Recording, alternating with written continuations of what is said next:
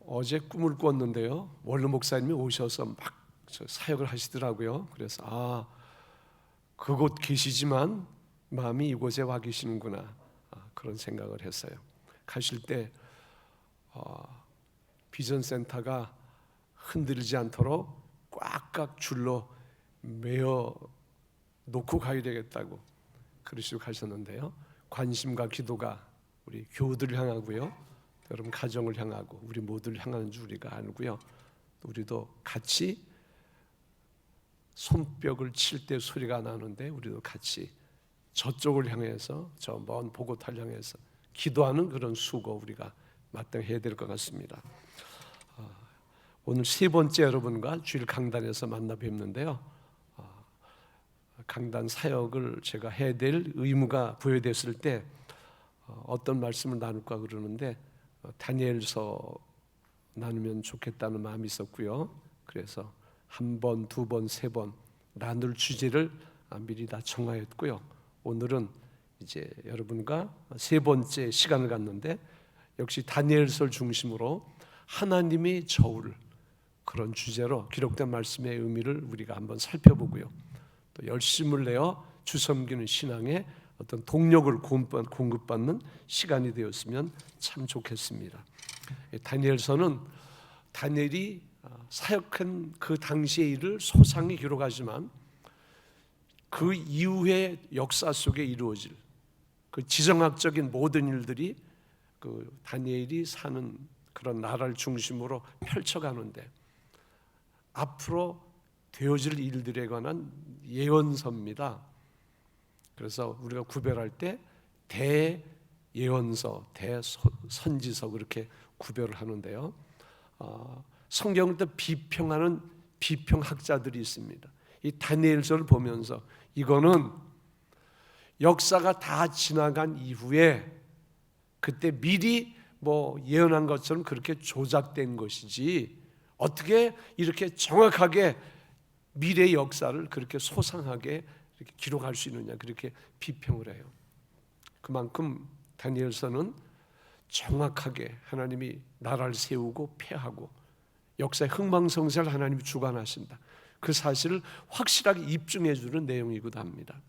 오늘 우리가 기록되어서 같이 나누는 내용은 하나님 역사 속에서 누군가를 심판하는 아주 완전히 확정 판결을 내리시는 재판 이야기도 나와요.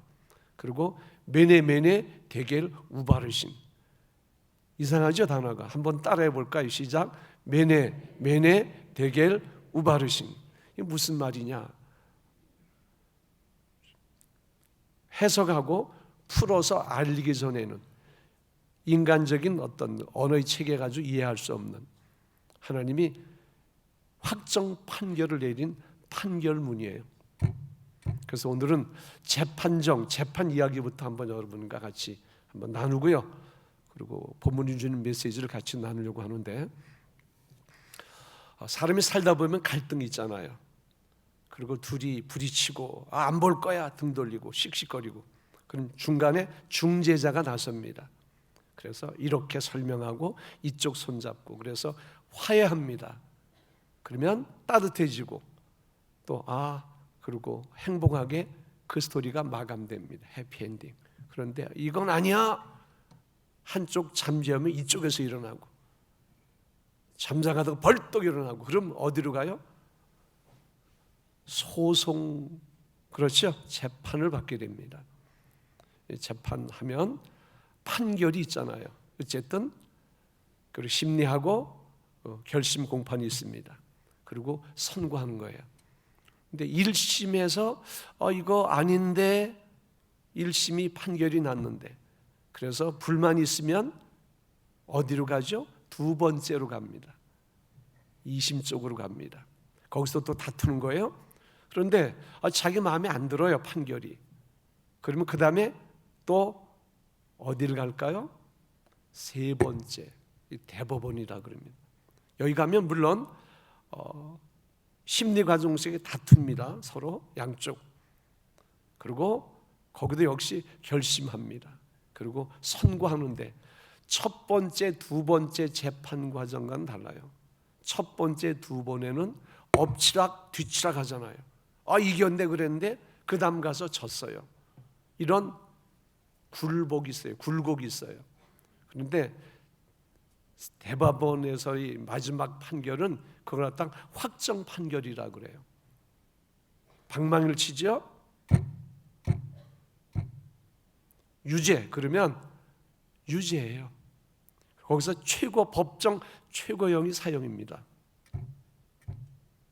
사형에 처하노라. 여기에 불복할 수 없어요. 뒤집을 수 없어요. 대법원 판결은. 그런데 사람이 재판을 하는지라 재판적인 주관이 있고 시대적인 상황이 있습니다. 그래서 눈치 보고 그리고 이런저런 연관점, 연결고리 그리고 뒤에서 압력을 가하든지 그래서 그 판결이 물론 우리가 존중해야 되지만 그 확정 판결 이후에 생겨난 말이 있습니다. 돈 있으면 아주 원색적인 말로 돈 있는 놈들은 다 풀려나더라. 그래서 유전 뭐예요? 무죄. 돈 있으면 무죄. 그런데 돈이 없으면 무전 유죄. 그런 말이 나왔어요. 이게 안타까운 말이죠. 사람이 하는지라. 그리고 그 당시엔 맞는 판결인데 시간이 지나고 역사가 지나면서 그 판결을 뒤집는 그런 경우도 있어요. 또 이런 말도 생겼어요. 빽이 있으면 권세가 있으면 다 지들끼리 그렇게 조정해서 풀려나더라. 그래서 생겼는 말이 또 하나 있어요. 있을 자 유권 뭐예요? 무죄. 근데 빽이 없고 권세가 없으면 무권 유죄더라. 사람이 하는 일, 해 아래 사람이 하는 일 정확히 하지만 이런저런 눈치 보면서 이런 변수도 있고요. 그래서 아픔이 있습니다. 그래서 법정 가면 정의의 여신상이 있어요. 그림이 혹시 있나요? 저 여인이 뭘 들었어요? 왼쪽에 저울을, 오른쪽에는 칼을 들었습니다. 그런데 그림마다 조각마다 다른데요. 조형물마다 여기다가 안대를 했습니다. 이건 무엇을 뜻할까요? 보면 마음이 쏠리게 되어 있습니다. 이리저리 마음 안 뺏기고 공정하게 그렇게 재판하겠다. 그런 메시지고요. 이건 뭘까요? 칼은 누구든 법을 지키지 않으면 상응하는 처벌도 가한다. 공의 실천을 저렇게 표현하고요. 저울은 뭘까요? 법의 근거에서 정확한 기준에 의해서 우리가 판결하겠다. 그런 메시지입니다. 이거는 우리식이 아니고요. 자, 우리 서울 가면 대법원이 있습니다. 어디인지 아시죠? 대법원 가면 저런 서고 있는 상들은 다 서 있습니다. 근데 한국은 2대 교수 중에 누가 하나 만든 걸로 아는데요. 한번 국산도 한번 보여줍니다. 앉았죠? 앉았어요? 그리고 왼손에 뭐가 있어요? 이게 법전이에요. 법대로 한다. 그리고 오른쪽에 뭐가 있어요? 칼 대신 뭐가 있어요? 저울이 있다. 어느 게 더 합리적이에요? 국산이죠. 네. 그리고 눈 떴습니다. 뭐예요?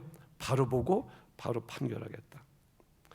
이래도 이런 판결 앞에 돈 있는 사람들은, 권세 있는 사람들은 그런 소리가 나오고 실제로 그런 예가 덜어 있기 때문에 가슴 아픈 그런 이야기가 회자되고 있습니다. 자, 그렇다면 오늘 또 다른 재판 이야기를 하는 거예요. 재판적 이야기.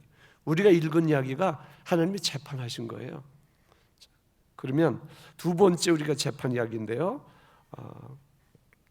하나님은 공의 없으시고 불의 없으시고 공평 정대하십니다. 그리고 사랑의 하나님 되십니다. 그 하나님은 역사의 흥망성쇠를 주관하셔요. 개인의 생사화복을 그 하나님이 주관하십니다. 이런 절대적인 주권과 지혜와 권세가 있는 그 하나님이 또 재판하신다는 거예요. 영국에서는 초창기 영국 법정에서는 성경에서 판례를 찾았어요. 형법도 있고 배상법도 있고 다 있거든요. 하나님이 인간에게 법을 주셨어요. 율법을 주셨고요. 거기에서 모든 법이 이제 파생되어 나오는데요. 자, 오늘 메시지에 하나님이, 우리가 법을 주신 하나님이 실제 판결하시고 아주 확정 판결을 내리신 그런 이야기가 나오거든요. 같이 한번 이제 읽어보겠는데요. 1절부터 4절까지 한번 읽어봅니다. 이게 하나님이 어떤 재판을 진행하시는데 그 재판 현장이에요. 자, 같이 천천히 읽어봅니다. 시작. 벨사살 왕이 그의 귀족 1000명을 위하여 큰 자치를 베풀고 그 1000명 앞에서 술을 마시니라. 벨사살이 술을 마실 때 명하여 그의 부친 느부갓네살이 예루살렘 성전에서 탈취하여 은금 이는 왕과 귀족들과 왕들과 후궁들이 다 그것으로 마시려 함이었더라. 이에 예루살렘 하나님의 전 성소 중에서 탈취하여 온 그 그릇을 가져오매 왕이 그 귀족들과 왕들과 후궁들과 더불어 그것으로 마시더라. 그들이 술을 마시고는 그 금, 은, 구리, 쇠, 나무, 돌로 만든 신들을 찬양하니라. 자, 바벨론 그러면 막강 제국입니다. 그리고 그때 국신은 마르둑이고요. 하나님 없죠. 그리고 범신론, 모든 게 신이다. 그러니까 하나님의 존재를 부정하는. 그러면서도 잘 나갔어요. 잘 먹고 잘 살고 부강하고 최강국을 이루었습니다. 그 통치자가 느부갓네살 왕이에요. 거칠 게 없습니다. 그리고 기고만장하다 그래요. 그래서 임의대로 마음대로 세우고 무너뜨리고 죽이고 살리고, 그 편을 임의로. 그러니까 자기가 왕이에요. 절대자고. 그런데 하나님이 다니엘을 바벨론으로 보내잖아요. 선교사로. 그래서 다니엘을 중심으로 하나님의 살아계심을 증거하는 표적 기사가 굉장히 많습니다. 그래서 여러분이 다니엘서를 읽어보세요. 재미있는 스토리가 많아요. 구연동화할 때 아이들 거기서 소재를 택해가지고 이야기해주면 굉장히 많이 아이들에게 감동을 주는 스토리가 만들어지거든요. 그런데 하나님이 다니엘을 중심으로 하나님의 선하심, 그리고 절대적인 주권이 어떠함을 왕이 체험하게 해요. 그 중에 하나가 결정적인 게 너무 기고만장합니다. 자기가 마치 절대자 하나님처럼. 그래서 하나님이 권좌에 있는 느부갓네살에게 하나님이 이상한 마음을 넣어줍니다. 미치광이가 되는 거예요. 짐승처럼 소리를 내고 짐승처럼 야행성이, 그리고 나가서 풀을 먹고. 그러니까 신하들이 볼 때 이건 왕이 아니에요. 그래서 그 권좌에서 내침을 받고요, 들에서 삽니다. 자그만치 여기 보면 7년간. 그리고 7년 이후에 깨닫게 합니다. 제 마음, 제 생각, 제 의지, 건강한 의지를 그에게 돌이켜주시고, 그리고 내가 너무 교만했네, 내가 아나무인적인 삶을 살았고 기고만장하고 하나님이 계신데 깨닫고요. 그리고 다니엘을 통해서 수없이 사인을 주셨는데 그거 무시하고 경거망동하다가 자기가 짐승이 되었어요. 어쩌면 짐승 이하의 대접을 받으면서 밤이슬을 먹고 그렇게 살았어요. 하나님이 제대로 돌려줍니다. 다시 왕의 자리, 권좌에 앉을 때 생각이 어떠했겠어요? 어떤 말을 했겠어요? 그리고 자기가 경험한 하나님, 자기가 느꼈던 그 모든 것들을 자기 아들 벨사살에게 알려줬겠지요. 그 모습을 아들이 생생하게 볼 수 있었잖아요. 우리 아버지가 굉장히 센 분인데 더 센 분이 계시네. 그분이 누구예요? 하늘에 계신 하나님이네. 그분이 세우고 폐하네. 그거 다 생생한 교훈입니다. 성장 과정에 그리고 자기 삶 속에 보았고 느꼈고 알았는데 지금 그 아들이 왕이 됐어요. 그런데 그 아들이 하는 일이 어떤 거예요? 지금 현장이 하나님이 재판받는 현장이 되었어요. 그가 술 파티하는 게, 그러니까 광란이 파티예요.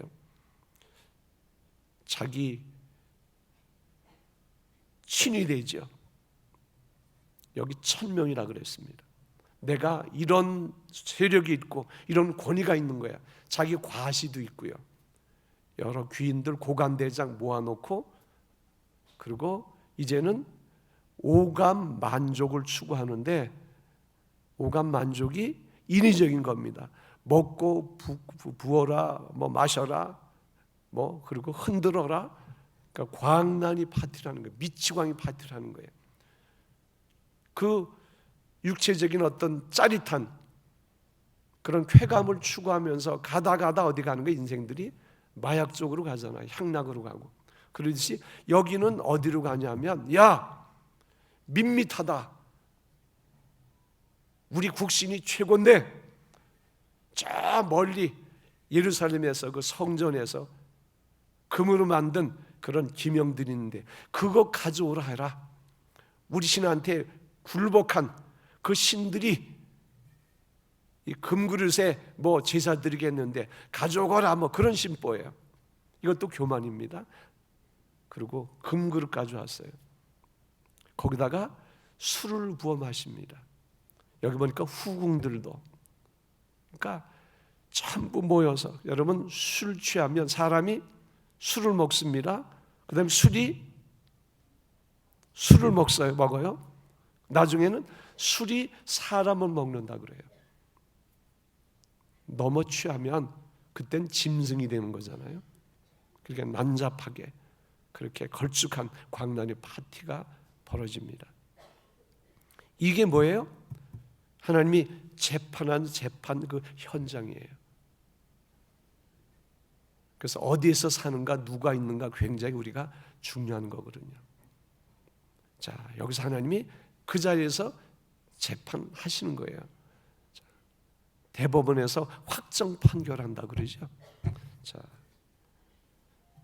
재판이 진행된 장소가 왕궁이잖아요. 그리고 거기서 하나님이 바로 판결문을 벽에 써주시는 거예요. 아까 우리가 읽어봤죠? 메네 데겔 우바르신. 대법원서 확정 판결하듯 벽에다가 그 만취한, 경거망동한, 음탕한, 대표적인 그 모든 무리를 향해, 특별히 그 벨사스 왕을 향하여서 판결문을 벽에 다 붙입니다. 그런데 알 수가 없잖아요. 세상 지식으로. 왕궁의 녹을 먹는 학자들, 박사들 다 불러서 무슨 뜻이냐 해석하라. 모르겠는데요. 이런 표현이 있습니다. I don't know, you don't know, we don't know, they don't know. 다 몰라? 참. 사형선고인데요. 사형선고를 받고도 몰라요. 그런데 무서운 거야. 자, 한번 읽어봅니다. 자, 25절부터 31절까지 한번 읽어봅니다. 시작. 기록된 글자는 이것이니 곧 메네 데겔 우바르시니라. 그 글을 해석하건대 메네는 하나님이 이미 왕이 나라의 시대를 쓰여서 그것을 끝나게 하셨다 하며, 데겔은 왕을 저울에 달아보니 부족함이 보였다 하며, 베레스는 왕의 나라가 나뉘어서 메데아 바사 사람에게 준바되었다 함이니이다 하니, 이에 벨사살이 명하여 그들이 다니엘에게 자주색 옷을 입히게 하며 금사슬을 그의 목에 걸어주고 그를 위하여 조서를 내려 날의 셋째 통치자로 삼으니라. 그날 밤에 갈대아 왕 벨사살이 죽임을 당하였고 베레스 사람 다리오가 나라를 얻었는데 그때 다리오는 62세였더라. 갑자기 졸지에 이런 확정 판결이 벽에 쓰여졌을까요? 그렇지 않아요. 그를 향한 선교 유예 기간이 있었어요. 깨닫고 돌이킬 수 있는 그런 시간을 하나님이 주셨어요. 그런데 그 교만 때문에, 그 고집 때문에 그 모든 기회를 다 상실하고 물 버리듯 그냥 그 모든 귀한 시간들, 기회를 다 버리고요. 그리고 결국에는 우리가 갑자기 누가 급습한다 그러죠. 그렇듯 사형 선고를, 확정 판결을 그때 받게 된 거예요. 자, 다니엘 통해서 선생은 이 같은 사실을 통해서, 역사적인 사실을 통해서 우리에게 주는 어떤 레슨이 있습니다. 무엇일까요? 우리의 신앙과 삶을 다뤄보시며 평가하시는 하나님의 무엇이 있다? 저울이 있다는 사실이에요. 그냥 박살으면 잊혀지고 덮여지고 그런 것이 아니라는 거예요. 쫓겨가든 밀려가든 그렇게 살다가 그냥 이상 끝, 그게 인생이 아니고, 여기 메네메네 대겔 우바르신 이 메시지 안에 판결문 안에 그게 있어요. 하나님의 저울이 있다는 거예요. 성실과 진실의 농도를 달아보십니다. 사랑과 충성의 그 함량을, 중량을 달아보시는 거예요. 우리가 멘트용, 접대용 멘트라고 그래요. 접대용 미소라고 그래요. 잘 연기하면 미소가 통합니다. 꼬박 사람 가게 만들고. 근데 그 속에 누가 영혼이 없다 그래요? 진실성이 없다 그래요. 사람은 그것을 달아볼 수 없지만 그 함량을, 그 중량을 하나님의 저울에 달아볼 수 있다는 거예요. 그래서 우리가 그분 앞에 겸비하고 우리가 성실하게 살아가는 거거든요. 여전히 우리는 새 벽도 있잖아요.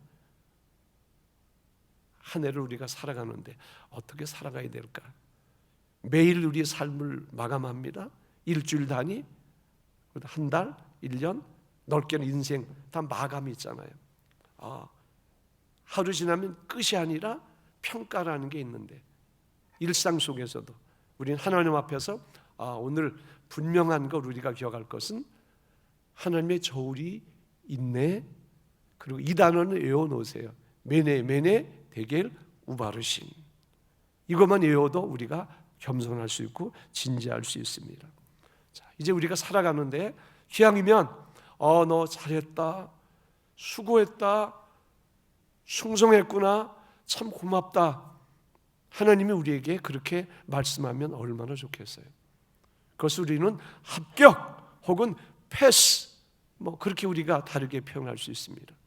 합격점을 얻으려면, 오케이 사인을 받으려면 하나님이 서울에 달려서 어떻게 하면 좋을까?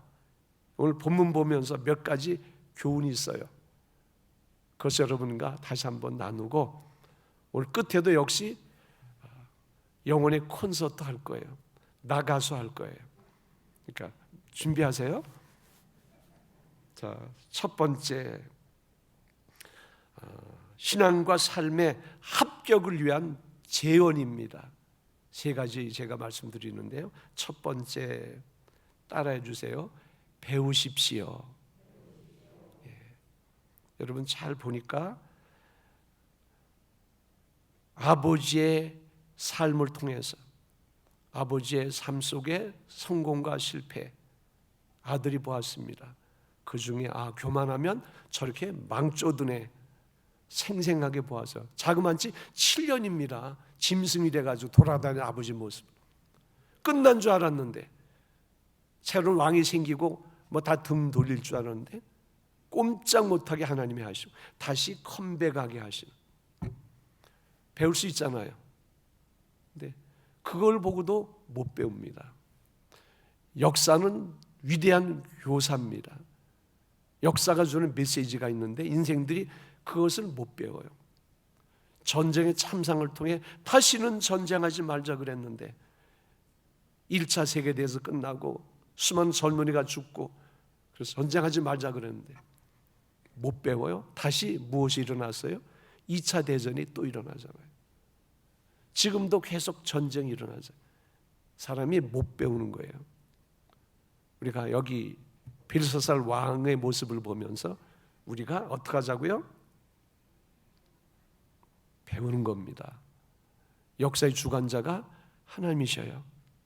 생사주관 그분이 하십니다. 그분이 우리 비중을, 경중을 달아보는 그분이 주관하시는 저울이 있다는 거 우리가 이 메시지를 통해 우리가 배워야 돼요. 배울 수 있으면 우리가 누구에게도 배울 수 있거든요. 그래서 전도서에 보면 이런 말씀이 있습니다. 한번 읽어볼까요? 시작. 게으른 자여 겜에게 가서 그가 하는 것을 보고 지혜를 얻으라. 게으른 사람 겜에게 가서 배우라. 배울 대상이 참 많습니다. 그래서 아이에게도 배운다. 그건 훌륭한 성품과 인격을 가진 어른이에요. 그러니까 누구에게든 가서 우리가 배우는 거 필요합니다.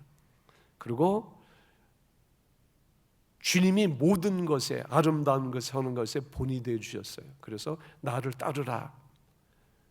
내가 너에게 본을 보인 것 같이 너희도 이렇게 행하라. 주님이 앞서 가시고 앞서 보여주셨어요. 그래서 주님의 모습을 보면서 따라간 수많은 사람들, 믿음의 선배들, 성자들, 레전드가 있어요. 그 중에 바울 사도도 내가 그것을 본받는 자 된 것처럼 너는 나를 본받으라. 그렇게 말합니다. 자, 그가 우리에게 권고하는 말씀도 한번 들어보면 좋겠어요. 빌립보서 4장 9절 한번 읽어봅니다. 시작. 너희는 내게 배우고 받고 듣고 본 바를 행하라. 그리하면 평강의 하나님이 너희와 함께 계시리라. 신앙은 지식 전달이 아닙니다. 전인적인 삶을 통해서 보여지고 들려지는 특징이 있습니다. 일반 교육은 지식 전달에 그쳐요. 네, 신앙적인 전수는 주님은 제자들을 모아서 3년간 먹고 마시는 인격을 삶을 나누셨어요. 거짓 없음에. 그래서 우리는 배워야 됩니다.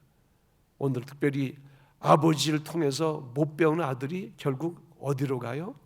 확정 판결 받고. 그리고 여기 보면 그 밤에 죽잖아요. 그 밤에 죽어요. 그리고 바벨론이 국호가 바뀝니다. 통치자가 다리오로 변경되잖아요.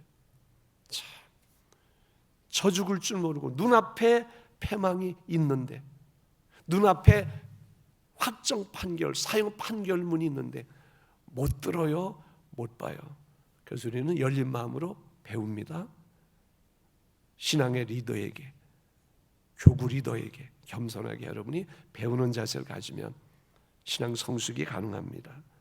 자, 두 번째입니다.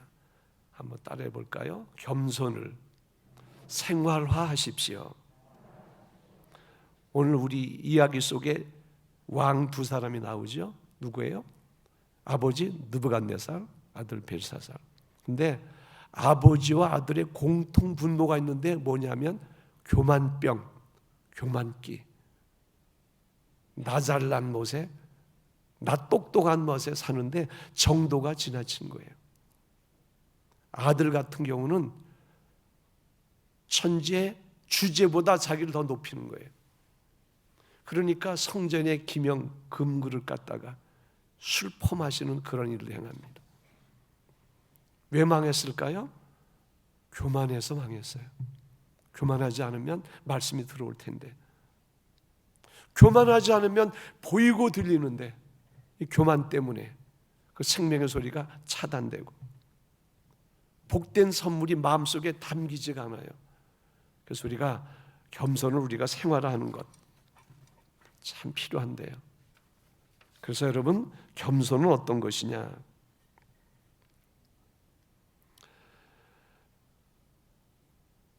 신앙과 삶의 지속적인 성장, 성숙은 그 사람이 지닌 교만과 겸손과 정비례 합니다. 겸손한 만큼 성장할 수 있어요. 겸손한 만큼 성숙할 수 있습니다. 그래서 우리가 말씀 앞에 겸손하고요. 저는 그전엔 안 그랬습니다. 저도 제 잘난 맛에, 제 똑똑한 맛에 그렇지만 아니에요.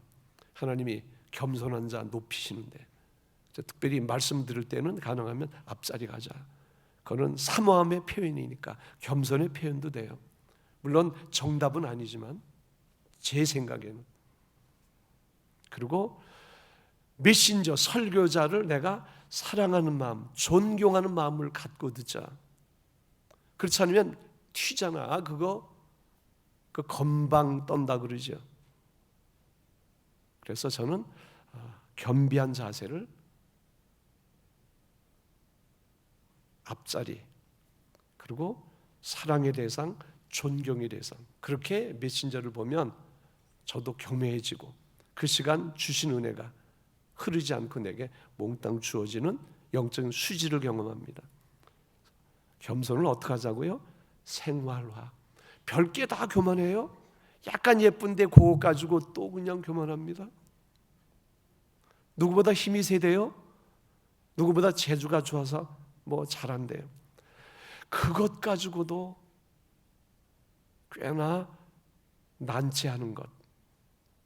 그렇게 따지면 뭐 좀 있어서 돈 교만, 예쁨 교만, 힘 교만, 별 교만이 다 있습니다. 그리고 또 우리가 좋은 일 있으면 자랑합니다. 자랑이 무엇이 되냐면 자랑하고 가까운 게 교만이래요. 그래서 우리가 교만까지는 가지 않도록 절제하는 거 필요합니다. 나는 좋아서 막 자랑하는데 누구한테는 상처가 될 수 있고요. 어쨌든 교만을, 겸손을 생활화한다. 누구 보면서. 느부갓네살 이 교만 때문에 엄청 많이 얻어 터지잖아요. 하나님께. 그 아들은 어때요? 교만 때문에 아버지를 통한 교훈, 생명의 교훈 받지 못하고, 그리고 그렇게 망해갑니다. 졸제 죽임을 당하고요. 나라 이름이 없어지고, 그리고 어떻게 보면 이것은 부끄러운 이름이에요. 악한 이름입니다. 성전에 기명 가지고 술을 마시다니 악명으로 남는 불행한 이름으로 남겨지는 존재가 되었습니다. 무엇 때문에? 교만 때문에. 여러분 속에 있는 교만을 두들겨 잡으세요. 교만을 쫓아내세요. 그리고 마지막 하나 더 권유할 말씀이 있는데 따라합시다. 선한 일에 현역 되십시오. 자, 다니엘 보니까 여러분 홍한 소년, 얼굴 붉은 소년이 바벨론 포로로 와서 생존하고 그리고 쭉 세월을 갑니다. 지금 여기는 나이가 도대체 몇이나 되었을까요? 근데 여전히 다리오 시대에도 여전히 현역으로 아름답게 사역합니다.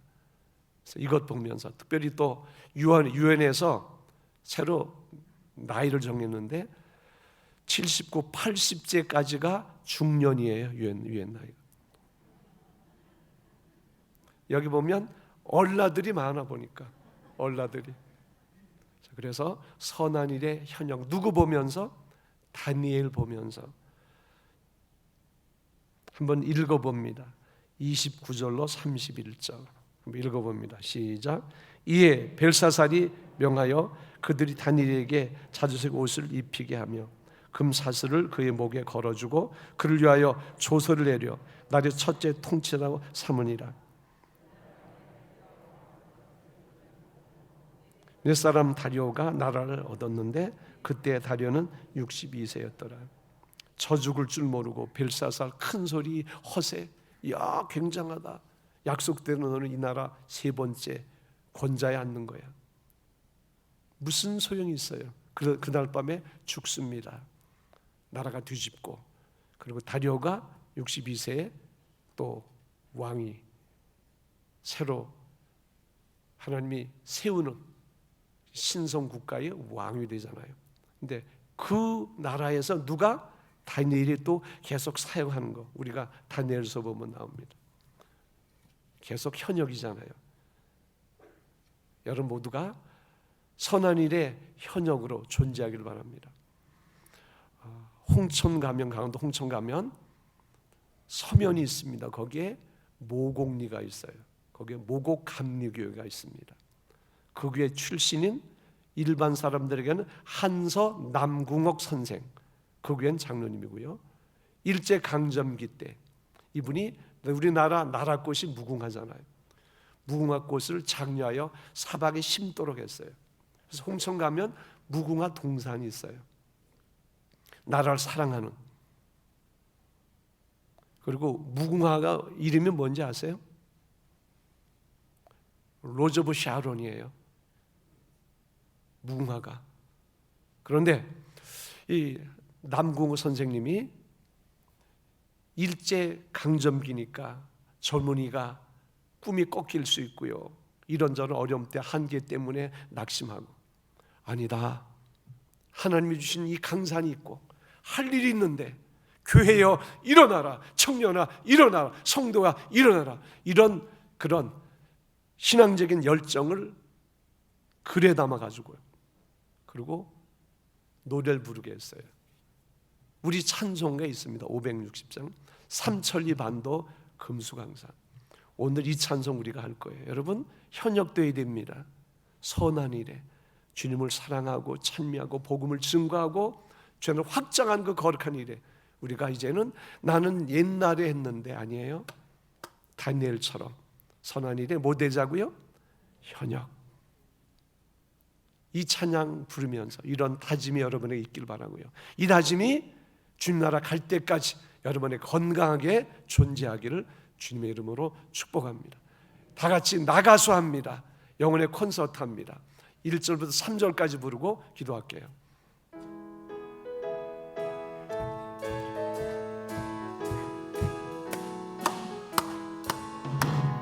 삼천리 반도 금수강산 하나님 주신 동산, 삼천리 반도 금수강산 하나님 주신 동산, 이 동산에 할 일 많아 사방의 일꾼을 부르네. 곧 이날에 일 가려고 그 누가 대답을 할까. 일하러 가세 일하러 가 삼천리 강산 위에 하나님 명령 받았으니 반도 강산에 일하러 가. 3절 삼천리 반도 금수강산 하나님 주신 동산, 삼천리 반도 금수강산 하나님 주신 동산, 곡식이고 거둘 때니 사방의 일꾼을 부르네. 곧 이날에 일 가려고 그 누가 대답을 할까. 일하러 가세 일하러 가 삼천리 강산 위에 하나님 명령 받았으니 반도 강산에 일하러 가세.